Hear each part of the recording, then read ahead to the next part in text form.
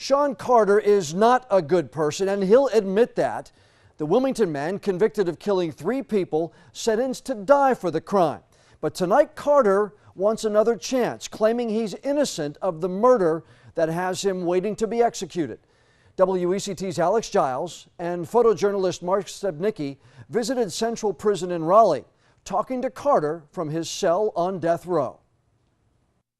For the past 15 years, Central Prison in Raleigh has been the home of Wilmington native Shan Carter, living in the same rooms, eating off the same tables, walking down the same hallways. Why? Because Shan Carter is one of 150 people currently living on North Carolina's death row. Rewind to December of 1996. Donald Brunson's body is found in a wooded area off of Holly Shelter Road after an apparent home invasion robbery. The victim was shot. How many times is still undetermined. Oh, Lord, why did you do like that? Just a few months later, gunfire rings out on Dawson Street. Tyrone Baker is targeted, shot multiple times. 8-year-old Demetrius Green is caught in the crossfire. Both die of their injuries. I think people just don't care anymore. Only that person is happy that that person is dead. They don't care about the people that have to mourn. A few days later, Shan Carter is arrested for those crimes. Shan Carter is convicted of killing 3 people here in Wilmington: Donald Brunson in 1996, Demetrius Green and Tyrone Baker in 1997. He's now asking for a retrial in the 1996 murder of Mr. Brunson.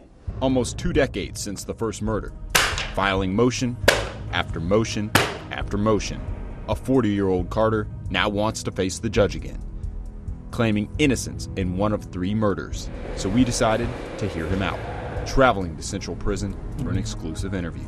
You really didn't kill Brunson? I mean, it's a guy that pled guilty to it. Other than that, I mean, no, I had nothing to do with it at all. Carter's co-defendant, Quada T-Money, pled guilty to Brunson's murder. He's still in prison today and refused to testify that Carter had any involvement in the murder. So how did a jury find Carter guilty? He says the prosecutors were corrupt. They knew exactly what happened. They knew exactly what they was doing when they presented this certain evidence that was illegal, and I'm certain of this evidence being illegal. That alleged illegal evidence was an out-of-court, unsworn statement from his estranged wife, claiming Carter admitted to killing Brunson. That statement was basically a fraud. You think that was the main piece of evidence that gave him a case against you? I don't think that. I'm 1,000% positive of that. And Carter's death row attorney backs that notion. Yes. It was the absolute only piece of evidence directly linking Mr. Carter to this crime. But the man who helped put Carter on death row, District Attorney Ben David, disagrees, citing several witness testimonies and cover-up letters from prison that prove Carter's guilt. And is guilty of first-degree murder. He's exhausted every legal appeal. And so there's an old adage that if you don't have the facts, you pound the law. If you don't have the law, you pound the facts. And if you don't have either, you pound the police, the prosecutors, the judges, and anyone else who is in your way. But now Carter's pounding something different. New proof, he says, shows he is innocent. 3 masks found at the scene of the crime, recently run through new tests with no trace of Carter's DNA. You need evidence that is compelling, and we have that in this case. We have very compelling evidence that there's 3 intruders, 3 masks, and Mr. Carter was not wearing one of those masks. Do you think the public should believe you? Not believe me, but believe the evidence. Believe the proof.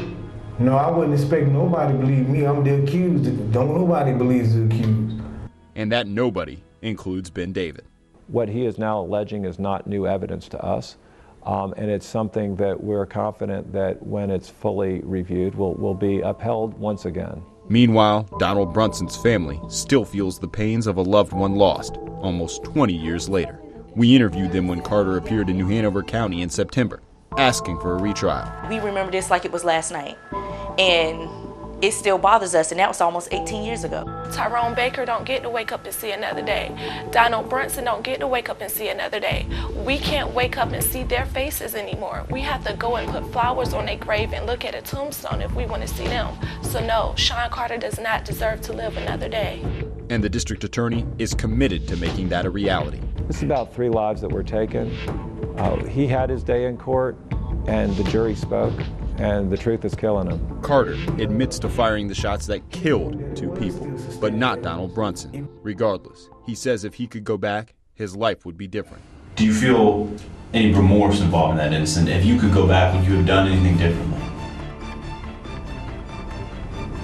Of course. I would do anything to bring Demetrius Green back. I would, even right now, I would give my life to bring his life back. Anybody who really knows me knows that. Young Demetrius Green isn't coming back. Neither are Tyrone Baker or Donald Brunson. The only question seems to be whether or not Carter will spend the rest of his life behind bars or die at the hands of the state. North Carolina hasn't executed a death row prisoner since 2006. Shan Carter was ordered to get a mental health evaluation the last time he asked for a retrial. District Attorney Ben David expects him to be back in a New Hanover County courtroom once again this spring.